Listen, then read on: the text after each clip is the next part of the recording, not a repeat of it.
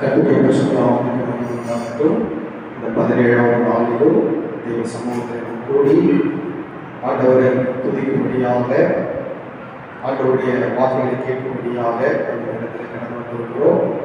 கர்த்தருடைய பரிசுத்த நாமத்திற்கு மகிமையுண்டாகட்டும். கடந்த நாட்களிலே மாம்சம் பரிசுத்தமாய் மாற வேண்டும், சரீரம் பரிசுத்தமாய் மாற வேண்டும், கிரியைகள் பரிசுத்தமாய் மாற வேண்டும் என்று சொல்லி நம் வேதத்திலிருந்து தியானித்தோம். தொடர்ந்து இன்றைக்கு கர்த்தருடைய பரிசுத்த நாமத்திற்கு மகிமையுண்டாகட்டும். நாம் பார்க்க போகிற தலைப்பு ஆவியினாலே பரிசுத்தம், ஆவியிலே பரிசுத்தம் என்ற தலைப்பிலே நாம் பார்க்க போகிறோம். ஆவியினாலே பரிசுத்தம், ஆவியில் பரிசுத்தம். கர்த்தருடைய பரிசுத்த நாமத்திற்கு மகிமையுண்டாகட்டும். அப்போ அருமையான கர்த்தருடைய பிள்ளைகளை நம்முடைய ஆவி பரிசுத்தமாய் மாற வேண்டும். இந்த ஆவி பரிசுத்தமாய் மாற வேண்டுமானால் ஆவியினால் தான் நாம் பரிசுத்தமாய் மாற முடியும். கர்த்தருடைய பரிசுத்த நாமத்திற்கு மகிமையுண்டாகட்டும். 2 தெசலோனிக்கேயர் 2ஆம் அதிகாரம் 13வது வசனத்தை கர்த்தருக்கு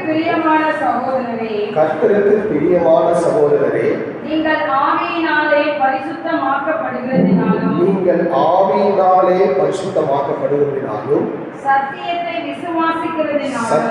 விசுவாசிக்கிறதினாலும் ரட்சிப்பை அடையும்படிக்கு ஆதி முதல் தேவன் உங்களை தெரிந்து கொண்டபடியினால்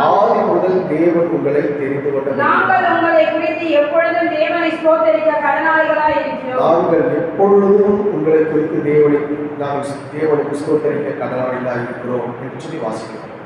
அருமையான கர்த்தருடைய பிள்ளைகளே, நீங்கள் ஆவியினாலே பரிசுத்தமாக்கப்படுகிறதற்கு என்று சொல்லப்பட்டது.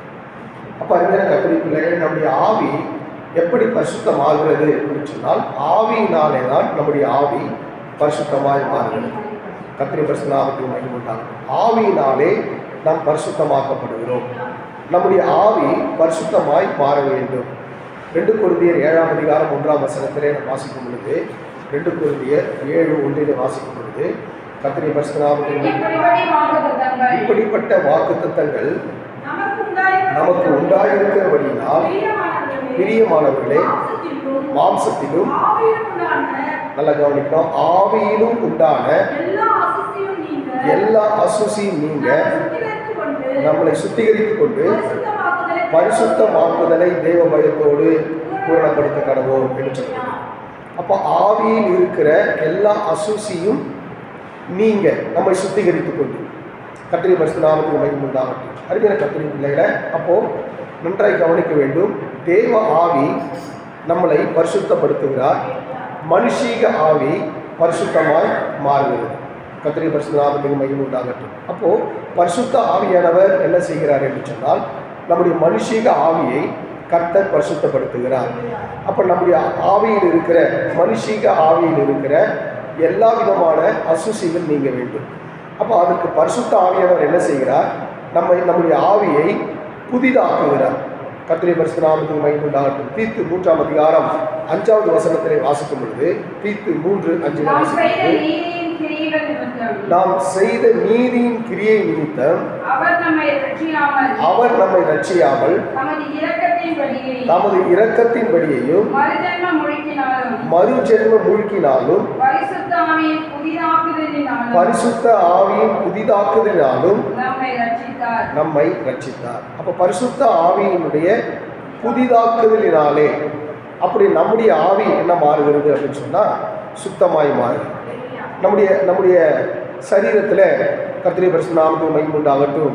நமக்கு தேவன் ஆவியை கொடுத்திருக்கிறார். கர்த்தருடைய பரிசுத்த நாமத்திற்கு மகிமையுண்டாகட்டும். இந்த ஆவிதான் என்ன செய்கிறது?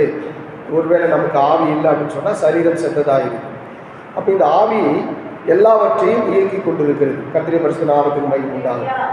அப்போது ஒரு மனிதனுக்குள்ளே நன்றாய் கவனிக்கணும், மனுஷிக ஆவியை 2 விதத்தில் இயக்கலாம். ஒன்று பரிசுத்த ஆவியானவரும் இயக்கலாம், அசுத்த ஆவியும் இயக்கலாம். நம்ம எதற்கு ஒப்பு கொடுக்கிறோமோ அதுபோல நம்முடைய ஆவி மாறுகிறது. கர்த்தருடைய பரிசுத்த நாமத்திற்கு மகிமையுண்டாகட்டும். நன்றாய் கவனிக்கணும், நம்முடைய ஒவ்வொருவருடைய சரீரத்திலும் நம்ம மனுஷீக ஆவி சுத்தமாய் மாறும். கர்த்தருடைய பரிசுத்த நாமத்திற்கு மகிமையுண்டாகட்டும். பரிசுத்தமாய் மாறும். வேதத்தில் நம்ம வாசிக்கும் பொழுது, லூக்கா சுவிசேஷ புஸ்தகத்தில் நம்ம வாசிக்கும் பொழுது 8ஆம் அதிகாரத்தில் 2வது வசனத்தில் வாசிக்கும் பொழுது அவர் பொல்லாத ஆவியையும் வியாதிகளையும் நீக்கி குணமாக்கின சில ஸ்திரீகளும் 7 பிசாசுகள் நீங்கின மகதலனா எண்ணப்பட்ட மரியாளும் என்று சொல்லப்பட்டது. அப்போ அறிஞர் கர்த்தருடைய பிள்ளைகளை, பொல்லாத ஆவி பிடித்த எல்லாருக்கும் ஆண்டவராகிய இயேசு கிறிஸ்து சுகத்தை கொடுத்தார். அந்த பொல்லாத ஆவிகளை கர்த்தர் மாற்றினார். அங்கு சொல்லப்பட்டிருக்குது 7 ஆவிகள் பிடித்த மகதலனா மரியாள் என்று சொல்லப்பட்டது. அப்போ இந்த மகதலனா மரியாளுக்கு எத்தனை பிசாசு பிடித்திருந்தது? 7 பிசாசு பிடித்திருந்தது. கர்த்தருடைய பரிசுத்த நாமத்துக்கு மகிமை உண்டாகும். அப்போ இந்த மனுஷீக ஆவியில நன்றாய் கவனிக்கணும். இந்த மனுஷீக ஆவியை கெடுக்கும்படியாக சில பொல்லாத ஆவிகள் என்ன செய்கிறது அப்படின்னு சொன்னால், அந்த நம்முடைய மனுஷீக ஆவியை தீட்டுப்படுத்துகிறது, அசுத்தப்படுத்துகிறது. கர்த்தருடைய பரிசுத்த நாமத்துக்கு மகிமை உண்டாகும். நன்றாய் கவனிக்கணும். இந்த 7 பிசாசுகள், 7 பொல்லாத ஆவிகள் எப்படி வருகிறது என்று சொல்லி பார்க்கும் பொழுது, மத்தேயு 12ஆம் அதிகாரத்தில் 43வது வசனத்தில் வாசிக்கும் பொழுது, மத்தேயு 12:43 வாசிக்கும் பொழுது, கர்த்தருடைய பரிசுத்த நாமத்துக்கு மகிமை உண்டாகட்டும். அசுத்த ஆவி ஒரு மனுஷனை விட்டு புறப்படும் பொழுது வறண்ட இடங்களில் அலைந்து இளைப்பாறுதல் தேடியும் கண்டடையாமல், அடுத்த வசனம், தான் விட்டு வந்த என் வீட்டிற்கு திரும்ப போவேன் என்று சொல்லி அங்கே வந்து அந்த வீடு வெறுமையாக ஜோடிக்கப்பட்டிருந்தால், பெருக்கி ஜோடிக்கப்பட்டிருந்தால் திரும்பி போய் தண்ணீரும் பொல்லாத வேறு 7 ஆவிகளை கொண்டு வந்து தன்னோடு கூட்டிக் கொண்டு வந்து அங்கே குடியிருக்கும். அல்லேலூயா. அப்போ ஒரு மனுஷனை விட்டு ஒரு பொல்லாத ஆவி போகும்பொழுது அது எங்கே திரிகிறது? வறண்ட இடங்களில் அலைந்து திரிகிறது. அது என்ன செய்கிறது அப்படின்னு சொன்னால், திரும்ப எங்கே வருதான்? தான் விட்டு வந்த இடத்துக்கு வருதான். அல்லேலூயா. அப்போ விட்டு வந்த இடம் எப்படி இருக்கிறது? அது வெறுமையாய் பெருக்கி ஜோடிக்கப்பட்டிருப்பதை கண்டால் வேறு 7 பொல்லாத ஆவிகளை கொண்டு வந்து அந்த வீட்டிலே குடியிருக்கும் என்று சொல்லப்படுகிறது. அல்லேலூயா. கர்த்தருடைய பரிசுத்த நாமத்துக்கு மகிமை உண்டாகட்டும். அருமையான கர்த்தருடைய பிள்ளைகளை, அப்போ நம்ம மனுஷீக ஆவியில வெறுமை இருக்கக்கூடாது. கர்த்தருடைய பரிசுத்த நாமத்துக்கு மகிமை உண்டாகட்டும். அப்போ ஆவி என்ன செய்ய வேண்டும்? தேவனை தொழுது கொள்ள வேண்டும். அப்படி வெறுமையா இருக்கு, ரொம்ப எம்டியா இருக்கு, நம்ம ஆவி ரொம்ப எம்டியா இருக்குன்னா, பொல்லாத ஆவி வேறு பொல்லாத 7 ஆவிகளை என்ன பண்ணும்? கொண்டு வந்து நம்முடைய ஆவியை என்ன பண்ணும்? டிஸ்டர்ப் பண்ணும். கர்த்தருடைய பரிசுத்த நாமத்துக்கு மகிமை உண்டாகும். அந்த 7 பொல்லாத ஆவி என்ன? அந்த 7 பொல்லாத ஆவி என்ன அப்படின்னு சொன்னால், முதல்ல வஞ்சிக்கிற ஆவி. வஞ்சிக்கிற ஆவின்னு சொன்னால் ஏமாற்றுகிற ஆவி. கர்த்தருடைய பரிசுத்த நாமத்துக்கு மகிமை உண்டாகும். 1 தீமோத்தேயு 4ஆம் அதிகாரம் 1வது வசனத்தில் வாசிக்கும் பொழுது, 1 தீமோத்தேயு 4:1 கர்த்தருடைய பரிசுத்த நாமத்துக்கு மகிமை உண்டாகும். ஆவியானவர் வெளிப்படையாய் சொல்லுகிறபடியே பிற்காலங்களில் மனசாட்சியில் சூடுண்டு பொய்யருடைய மாயத்தினாலே சிலர் வஞ்சிக்கிற ஆவிகளுக்கும். அல்லேலூயா. என்ன ஆவி அது? வஞ்சிக்கிற ஆவி. கர்த்தருடைய பரிசுத்த நாமத்துக்கு மகிமை உண்டாகட்டும். வஞ்சிக்கிற ஆவினா ஏமாற்றுகிற ஆவி. கர்த்தருடைய பரிசுத்த நாமத்துக்கு மகிமை. ஏமாற்றுறது அப்படின்றது வந்து ஒரு பொல்லாத ஆவி. கர்த்தருடைய பரிசுத்த நாமத்துக்கு மகிமை உண்டாகட்டும். யாக்கோப்புக்குள்ள இந்த ஏமாற்றுகிற ஆவி இருந்தது. யாக்கோப்புக்குள்ள என்ன ஆவி இருந்தது? ஏமாற்றுகிற ஆவி. முதல்ல தன்னுடைய சகோதரனை ஏமாத்துறான். தன்னுடைய சகோதரன் என்ன பண்ணுறான்? ஏமாற்றுகிறான். எதை கொடுத்து ஏமாத்துறான்? கூழை கொடுத்து ஏமாத்துறான். உன்னுடைய புத்திர சுவிகாரத்தை எனக்கு என்ன பண்ணுறேன்? வித்துரு அப்படின்னு சொல்லி கூழை கொடுத்து ஏமாத்துறான். கர்த்தருடைய பரிசுத்த நாமத்துக்கு மகிமை உண்டாகட்டும். 2வது தகப்பனை ஏமாத்துறான்.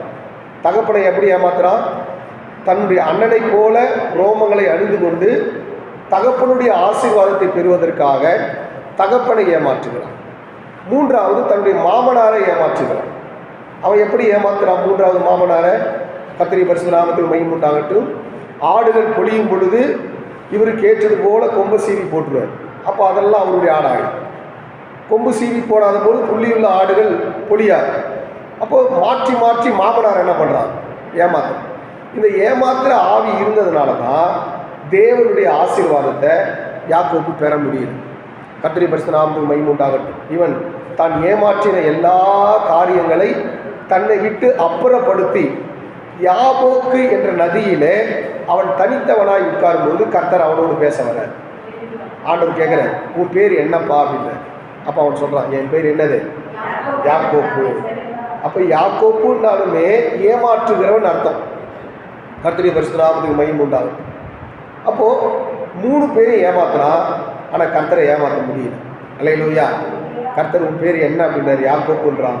ஆண்டவர், இனி உன் பேர் யாக்கோப்பு என்னப்படாமல் இஸ்ரவேல் எனப்படுவதாக என்று சொல்லி தேவன் அவனுக்கு பெயரை மாற்றி ஆசீர்வதிக்கிறார். அல்லேலூயா. கர்த்தருடைய பரிசுத்த நாமத்துக்கு. சில நேரத்தில் இந்த ஏமாற்றுகிற ஆவி நமக்குள்ளே கிரியை செஞ்சதுன்னா தேவனுடைய ஆசீர்வாதத்தை நம்ம என்ன பண்ண முடியாதுங்க, பெற்றுக்கொள்ள முடியாது. கர்த்தருடைய பரிசுத்த நாமத்துக்கு மகிமை உண்டாகும். அப்போ அருமையான கர்த்தருடைய பிள்ளைகள், இங்கே நிறைய பேருக்குள்ள என்ன இருக்குன்னா இந்த ஏமாற்றுகிற ஆவி. தன்னுடைய சகோதரனை ஏமாத்துறான், தன்னுடைய பேரண்ட்ஸை ஏமாத்துறாங்க, தன்னுடைய பிள்ளைகளை ஏமாத்துறாங்க, தன்னுடைய கணவனை ஏமாத்துறாங்க, தன்னுடைய மனைவியை ஏமாத்துறாங்க. கர்த்தருடைய பரிசுத்த நாமத்துக்கு மகிமை உண்டாகட்டும். இந்த ஏமாற்றுகிற ஆவி இருக்குன்னா தேவனுடைய ஆசீர்வாதத்தை நம்ம என்ன பண்ண முடியாதுங்க, பெற்றுக்கொள்ள முடியாது. அப்போ இந்த ஏமாற்றுகிற ஆவி மாறணும், வஞ்சிக்கிற ஆவி மாறணும். 2வது பொய் சொல்கிறாங்க. கர்த்தருடைய பரிசுத்த நாமத்துக்கு மகிமை. உண்ணாவி பொய் சொல்கிறாங்க. 2 நாளாகமம் 18ஆம் அதிகாரம் 20வது 21வது வசனங்களிலே வாசிக்கும்போது, 2 நாளாகமம் 18, 20, 21 வாசிக்கும்போது, அப்பொழுது ஒரு ஆவி புறப்பட்டு வந்து கர்த்தருக்கு முன்பாக நின்று நான் அவனுக்கு போதனை செய்வேன் என்றது. எதினாலே என்று கர்த்தர் கேட்டார். அப்பொழுது அது, நான் போய் அவனுடைய தீர்க்கதரிசிகள் எல்லாருடைய வாயிலும் பொய்யின் ஆவியாய் இருப்பேன் என்றது.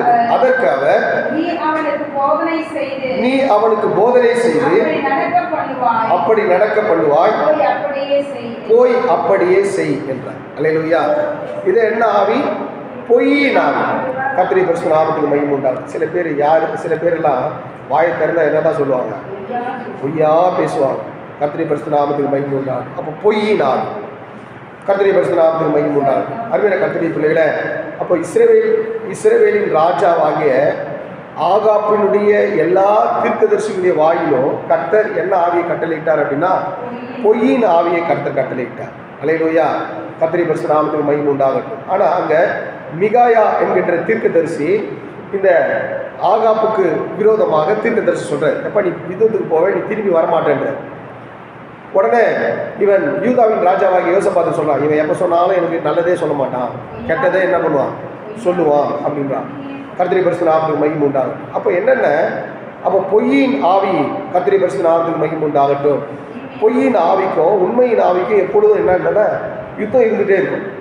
இந்த மிகாயா உண்மையை சொல்கிறான், ஆனால் அதை ஆகாப் ராஜா என்ன பண்ண மாட்டான், ஏற்றுக்கொள்ள மாட்டான். எங்கள் தீர்க்கதரிசிகள்லாம் வேறு மாதிரி சொல்கிறாங்க, நீ வேறு மாதிரி சொல்கிறியா அப்படின்றான். அல்லேலூயா. அப்போ இவன் சொல்கிறான், உங்கள் தீர்க்கதரிசி வாயிலெல்லாம் கர்த்தர் என்ன உண்டாக்கிட்டாருங்க, பொய்யின் ஆவியை உண்டாக்கிட்டார் அப்படின்றான். இவன் நம்பாமல் யுத்தத்துக்கு போகிறான். வேஷம் மாறி போகும் பொழுது அங்கே கர்த்தருடைய பரிசுத்த நாமத்துக்கு மகிமை உண்டாகட்டும். அந்த யுத்தத்தில் அந்த ராஜா மடிவதை நாம் பார்க்க முடியும். அருமையான கர்த்தருடைய பிள்ளைகளை, சில நேரங்களில் இந்த பொய்யின் ஆவிக்கு நம்ம என்ன செய்கிறோம், இடம் கொடுக்கிறோம். கர்த்தருடைய பரிசுத்த நாமத்துக்கு மகிமை உண்டாகட்டும். அருமையான கர்த்தருடைய பிள்ளைகளை, வேதம் சொல்கிறது, பொய்யர் அனைவரும் 2ஆம் மரணமாகிய அக்கினியும் கந்தகம் எரியும் கடலில் என்ன செய்வார்களா, அவர்கள் மரணம் அடைவார்கள் என்று வேதத்திலே வாசிக்கிறோம். அப்போ அருமையான கர்த்தருடைய பிள்ளைகளை, 1 வஞ்சிக்கிற ஆவி, 2வது பொய்யின் ஆவி, 3வது பொல்லாத ஆவி. கர்த்தருடைய பரிசுத்த நாமத்துக்கு மகிமை உண்டாகட்டும். சில நேரத்தில் இந்த பொல்லாத ஆவிகள் என்ன செய்கிறது, நம்மை வஞ்சிக்கிறது. வேதத்தில் நம்ம பார்க்கும்போது லூக்கா 7ஆம் அதிகாரம் 21வது வசனத்திலே வாசிக்கும் பொழுது, கர்த்தருடைய பரிசுத்த நாமத்துக்கு மகிமை உண்டாகட்டும். அந்த சமயத்திலே நோயாளிகளையும் கொடிய வியாதிகளையும் பொல்லாத ஆவிகளை கொண்டிருந்த அநேகரை குணமாக்கி. பொல்லாத ஆவி என்ன ஆவி? பொல்லாத ஆவி. கர்த்தருடைய பரிசுத்த நாமத்துக்கு மகிமை உண்டாகட்டும். இந்த பொல்லாத ஆவி கர்த்தருடைய பரிசுத்த நாமத்துக்கு மகிமை உண்டாகட்டும். அதற்கு நம்ம இடம் கொடுப்போமானால் அது நம்முடைய சமாதானத்தை கெடுத்துரும், சந்தோஷத்தை கெடுத்துரும், நிம்மதியை கெடுத்துரும். கர்த்தருடைய பரிசுத்த நாமத்துக்கு மகிமை உண்டாகட்டும். ஆண்டவராகிய இயேசு கிறிஸ்துவினிடத்தில் கொண்டு வரும் பொழுது இந்த பொல்லாத ஆவியிலிருந்து கர்த்தர் ஒரு விடுதலை கொடுக்கிறார். அல்லேலூயா. கர்த்தருடைய பரிசுத்த நாமத்துக்கு மகிமை உண்டாகட்டும். அருமையான கர்த்தருடைய பிள்ளைகளை, வேதத்தில் நான் வாசிக்கும் பொழுது 1 வஞ்சிக்கிற ஆவி, 2வது பொய்யின் ஆவி, 3வது பொல்லாத ஆவி, 4வது வேசித்தனத்தின் ஆவி. கர்த்தருடைய பரிசுத்த நாமத்துக்கு மகிமை உண்டாகட்டும். ஓசியா 4ஆம் அதிகாரம் 12வது வசனத்தில் வாசிக்கும் பொழுது, ஓசியா 4:12 கர்த்தருடைய பரிசுத்த நாமத்துக்கு மகிமை உண்டாகட்டும். என் ஜனங்கள் கட்டையின் இடத்தில் ஆலோசனை கேட்கிறார்கள், அவர்களுடைய கோல் அவர்களுக்கு செய்தியை அறிவிக்கும் என்று இருக்கிறார்கள். வேசித்தனத்தின் ஆவி அவர்களை வழி தப்பி தெரியப்படுகிறது.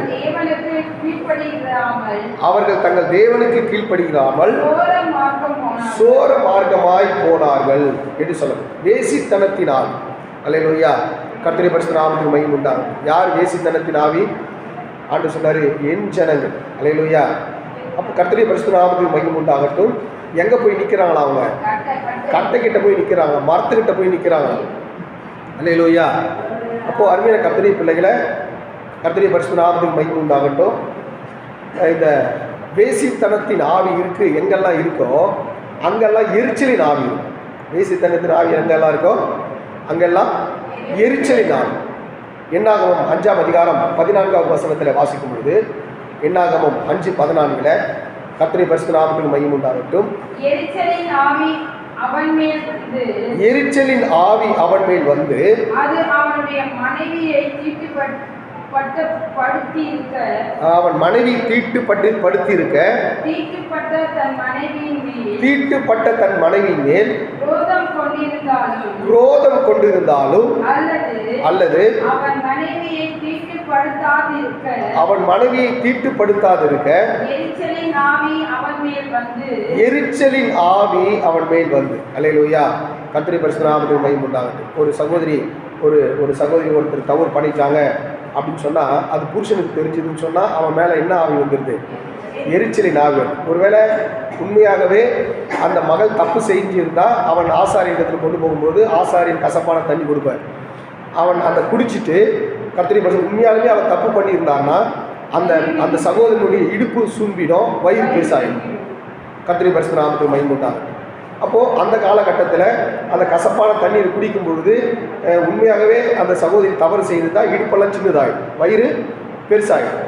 சப்போஸ் அவள் தப்பு செய்யலை, அவள் உண்மையாக தான் இருந்திருக்கிறா, ஆனால் புருஷன் அதை தப்பாக நினச்சிட்டான் அப்படின்னு சொல்லியிருந்தா அந்த தண்ணியை குடித்தாலும் அவளுக்கு ஒன்றும் ஆகாது. ஒருவேளை கர்த்தர் அந்த தண்ணியை குடித்த பிறகு கர்த்தர் அவளுக்கு கர்ப்பத்தை கர்த்தர் நிற்க செய்வார் என்று வேதத்தில் என்னாகமம் 5ஆம் அதிகாரத்தில் நீங்கள் வீட்டில் போய் தெளிவாக நீங்கள் அந்த சப்ஜெக்டை நீங்கள் வாசிங்க. அல்லேலூயா. அப்போ சில பேருக்குள்ளே என்ன உண்டாகுதுன்னு சொன்னால், ஒருத்தர் நம்மக்கிட்ட ஒரு காரியத்தை மறைக்கிறாங்கன்னு போது உடனே அவங்களுக்குள்ளே என்ன வந்துடும்னா எரிச்சலின் ஆவி வந்து. அல்லேலூயா. கர்த்தருடைய பரிசுத்த நாமத்துக்கு மகிமை உண்டாகும். அருமையான கர்த்தருடைய பிள்ளைகளை, நிறைய பேருக்குள்ள என்ன ஆவி இருக்குங்க? இந்த எரிச்சலின் ஆவி இருக்கு. கர்த்தருடைய பரிசுத்த நாமத்துக்கு மகிமை உண்டாகும். அப்போ இந்த எரிச்சலின் ஆவிக்கு யார் தான் இடம் கொடுக்குறது? நமக்குள்ளே இருக்கிற ஆவி இடம் கொடுத்தா தான் அந்த எரிச்சலின் ஆவி வரும். நமக்குள்ளே இருக்கிற ஆவி இடம் கொடுத்தா தான் வேசித்தனத்தின் ஆவி வரும். நமக்குள்ளே இருக்கிற ஆவி இடம் கொடுத்தா தான் பொய்யின் ஆவி வரும். நமக்குள்ளே இருக்கிற ஆவி இடம் கொடுத்தா தான் கர்த்தருடைய பரிசுத்த நாமத்துக்கு மகிமை உண்டாகட்டும் வஞ்சிக்கிற ஆவி வரும். அல்லேலூயா. கர்த்தருடைய பரிசுத்த நாமத்துக்கு மகிமை உண்டாகட்டும். அருமையான கர்த்தருடைய பிள்ளைகளை, அப்போ ஆண்டவர் நமக்குள்ளே இருக்கிற இப்படிப்பட்ட ஆவிகள் எல்லாம் கர்த்தர் சுத்திகரிக்க விரும்புகிறார். அல்லேலூயா. கர்த்தருடைய பரிசுத்த நாமத்துக்கு மகிமை உண்டாகட்டும். எத்தனை ஆவி சொன்னாங்க? வஞ்சிக்கிற ஆவி, பொய்யின் ஆவி, பொல்லாத ஆவி, வேசித்தனத்தின் ஆவி, எரிச்சலின் ஆவி. அல்லேலூயா. கர்த்தருடைய பரிசுத்த நாமத்துக்கு மகிமை உண்டாகட்டும். ஏசாயா 29ஆம் அதிகாரம் 10ஆம் வசனத்தில் வாசிக்கும் பொழுது, ஏசாயா 29:10 கர்த்தருடைய பரிசுத்த நாமத்துக்கு மகிமை உண்டாகட்டும். கர்த்தர் உங்கள் மேல் கனநித்திரையின் ஆவியை வரப்பண்ணி. அல்லேலூயா. கனநித்திரையின் ஆவி. என்ன ஆவி? கனநித்திரையின் ஆவி. கர்த்தருடைய பரிசுத்த நாமத்துக்கு மகிமை உண்டாகட்டும். சில நேரத்தில் சபையில் வந்தால் தான் தூக்கமாக வரும். அல்லேலூயா.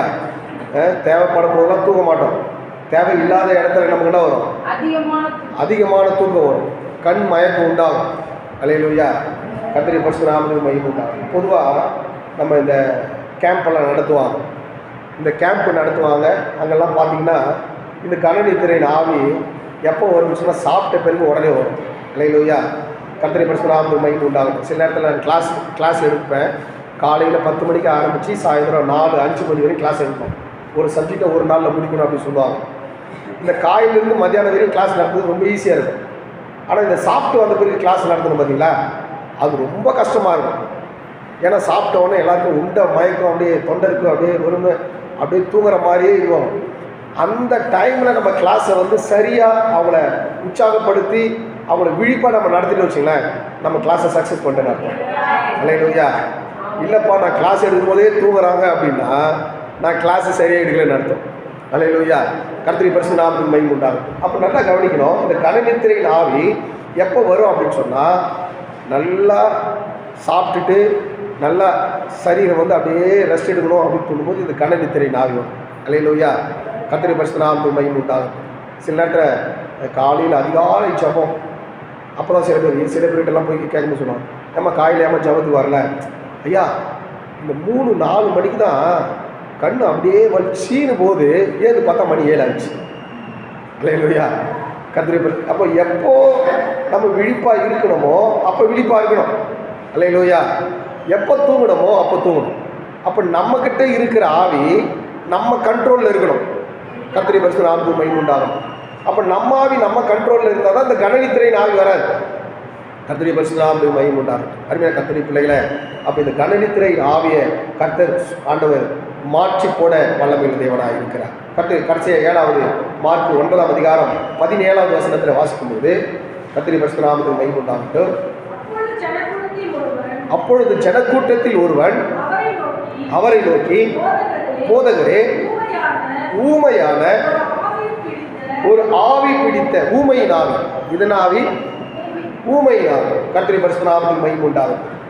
அப்போ அருமையான கர்த்தருடைய பிள்ளைகளை, அந்த ஊமையின் ஆவி பிடிச்சதுன்னு சொன்னால் முழுக்க முழுக்க அதனுடைய கண்ட்ரோலில் போயிடும். கர்த்தருடைய பரிசுத்த நாமத்துக்கு மகிமை உண்டாகும். எங்கே பார்த்தாலும் அது அவனை அலக்கழிக்குது, எங்கே பார்த்தாலும் அவனை கீழே தள்ளுது. கர்த்தருடைய பரிசுத்த நாமத்துக்கு மகிமை உண்டாகட்டும். ஆண்டவராகிய இயேசு கிறிஸ்துவினிடத்தில் கொண்டு வரும் பொழுது அந்த ஊமையின் ஆவியை ஆண்டவராகிய தேவன் முற்றிலுமாக விடுதலை கொடுத்து கர்த்தர் நடத்தினார். அல்லேலூயா. அல்லேலூயா. அருமையான கர்த்தருடைய பிள்ளைகளை, நம்முடைய ஆவியை இப்படிப்பட்ட ஆவிகள் எல்லாம் என்ன செய்கிறது? கலக்கம் உண்டாக்குறது, ஒரு தெளிவில்லாமல் பண்ணுகிறது. கர்த்தருடைய பரிசுத்த நாமத்துக்கு மகிமை உண்டாகும். ஆண்டவர் சொன்னார், எந்த 7 ஆவி இருந்தாலும் சரி அத்தனை ஆவியும் கர்த்தர் மடங்கடித்து ஒரு விடுதலை கொடுக்க ஆண்டவராகிய தேவன் வல்லமையுள்ள தேவனாக இருக்கிறார். அல்லேலூயா. கர்த்தருடைய பரிசுத்த நாமத்துக்கு மகிமை உண்டாகட்டும். அருமையான கர்த்தருடைய பிள்ளைகளை, அப்போ ஒரு மனிதனுடைய ஆவிக்குள்ள அதிகபட்சமாக எத்தனை ஆவிகள் போகும் என்று சொன்னால், கர்த்தருடைய பரிசுத்த நாமத்துக்கு மகிமை உண்டாகட்டும், எத்தனை ஆவி போகும்? 6000 ஆவி போகும். அல்லேலூயா. எத்தனை ஆவி போகும்? 6000 ஆவி. அப்போது லூக்கா 8ஆம் அதிகாரம் 30ஆம் வசனத்தில் ஒரு மனிதனுக்கு இயேசு அவனை நோக்கி, உன் பெயர் என்ன என்று கேட்டார். அதற்கு அவன் லேகியோன் என்றார். கர்த்தருடைய பரிசுத்த நாமத்துக்கு மகிமை உண்டாகட்டும். அப்போ லேகியோன் என்று சொன்னால் அது ஒரு அசுத்தாவி இல்லை. லேகியோன் அப்படின்றது வந்து யூதர்களில் யுத்தத்திற்கு டீமாக பிரிப்பாங்க. அப்போது ஒவ்வொரு டீமுக்கும் ஒரு பேர் வச்சுருப்பாங்க. அப்போ 6000 பேர் சேர்ந்தது தான் லேகியோன். 6000 பேர் சேர்ந்தது தான் லேகியோன். கர்த்தருடைய பரிசுத்த நாமத்துக்கு மகிமை உண்டாகட்டும். அப்போ ஒரு மனுஷனுடைய ஆவிக்குள்ள எத்தனை பிசாசுகள் குடி புகும் அப்படின்னா, 6000 பிசாசு குடி புகுற அளவுக்கு நம்முடைய ஆவி கெப்பாசிட்டி இருக்குது. அல்லேலூயா. கர்த்தருடைய பரிசுத்த நாமத்துக்கு மகிமை உண்டாகட்டும். ஆண்டவர் சொன்னார், அந்த பிசாசை அவர் துரத்தும் பொழுது, அந்த லேகியோன் பிசாசை ஆண்டவர் துரத்தும் பொழுது அது பன்றி கூட்டத்துக்குள்ளே போச்சு. அது எங்கே போச்சு? பன்றி கூட்டத்துக்குள்ளே. அப்போது பன்றி கூட்டத்துக்குள்ளே போகும்பொழுது அந்த பன்றி கூட்டம் மலையிலிருந்து கீழே விழுந்து எல்லா பன்றிகளும் மாண்டு போயிடும். அல்லேலூயா. அப்போது அந்த மாண்ட பன்றிகள் எத்தனை அப்படின்னு சொன்னால் 2000 பன்றிகள். அல்லேலூயா. கர்த்தருடைய பரிசுத்த நாமத்துக்கு. அப்போது ஒரு பன்றிக்குள்ள எத்தனை பிசாசு புகுற அளவுக்கு கெப்பாசிட்டி பண்ணிக்கிருக்கு? கர்த்தருடைய பரிசுத்த நாமத்துக்கு மகிமை உண்டாகட்டும். 3 ஒரு பன்னிக்குள்ள 3 பிசாசு போகிற அளவுக்கு கெப்பாசிட்டி இருக்கு. அல்லேலூயா. கர்த்தருடைய பரிசுத்த நாமத்துக்கு மகிமை உண்டாகும். அப்போது பன்றிக்குள்ள போச்சு, பன்றிகள்லாம் செத்து போச்சு. அப்போ மறுபடியும் அந்த ஆவி என்ன ஆச்சு அப்படின்னு சொன்னால், அந்த ஆவியெல்லாம் அந்த அந்த லேகியோன் பிசாசு பிடித்திருந்தது பார்த்தீங்களா, அந்த ஊருக்குள்ளே இருந்த ஜனங்கள் மேலெல்லாம் வந்துச்சு. அல்லேலூயா. இப்போ அவங்கெல்லாம் வந்து ஏசப்பாட சொன்னாங்க, ஆண்டவரே தயவு செஞ்சு எங்கள் ஊரில் இருக்கோன்னா நீங்கள் ஊரை விட்டு போயிடுங்க அப்படின்னாங்க. அல்லேலூயா. அப்போ என்னென்னா ஆவி சுற்றி சுற்றி தான் பண்ணுது, சுற்றி சுற்றி யார் மேலே தங்கணும் விரும்புது. அதனால் நீங்கள் எம்டியாக இருக்காதீங்க. அல்லேலூயா. எம்டியாக இருந்தால் என்ன ஆகும்? பொல்லாத ஆவி வரும். அல்லேலூயா. அப்போ எப்பொழுதும் நீங்கள் எம்டியாக இல்லாமல் உங்கள் ஆவி எப்படிப்பட்ட ஆவியாக இருக்கணும் அப்படின்னு சொல்கிறத நான் முடிக்கிறேன். கர்த்தருடைய பரிசுத்த நாமத்துக்கு மகிமை உண்டாகும். அப்போ உங்கள் ஆவி எப்பொழுதும் தேவனை துதிப்பதாக மாறணும். கர்த்தருடைய பரிசுத்த நாமத்துக்கு மகிமை உண்டாகும். சீஷர்கள் இடத்துல ஆண்டவராக இயேசு கிறிஸ்து கூட தான் இருந்தாங்க. ஆனால் அவங்களுக்குள்ளும் எரிச்சலின் ஆவி இருந்தது, பொல்லாத ஆவியெல்லாம் இருந்தது. கர்த்தருடைய பரிசுத்த நாமத்துக்கு மகிமை உண்டாகும். ஆண்டவராக இயேசு கிறிஸ்து ஊதி பரிசுத்த ஆவியை பெற்றுக்கொள்ளுங்கள் அப்படின்றார்.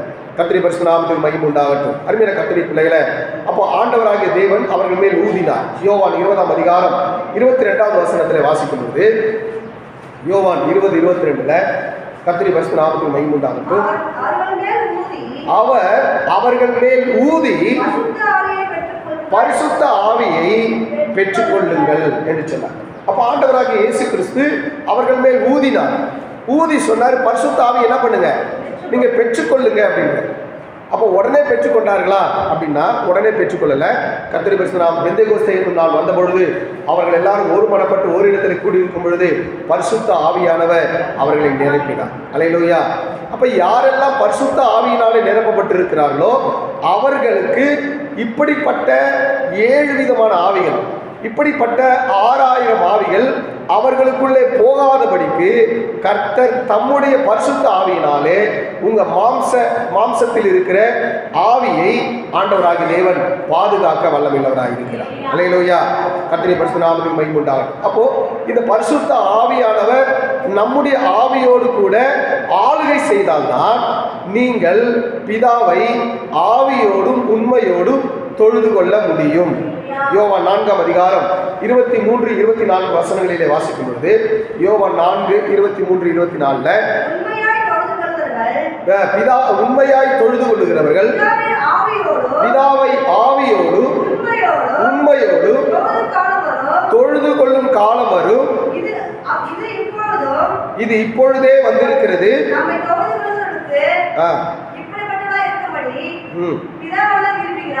பிதாவானவர் விரும்புகிறார். அப்ப பிதாவை ஆவியோடும் உண்மையோடும் தொழுது கொள்ளுகிற காலம் வரும்.